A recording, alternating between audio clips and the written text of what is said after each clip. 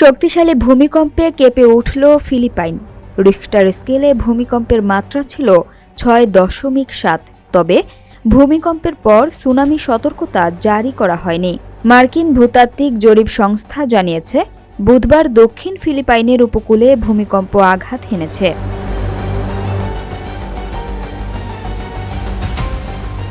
তবে কোনো সুনামি সতর্কতা বা তাৎক্ষণিক ক্ষয়ক্ষতির খবর পাওয়া যায়নি।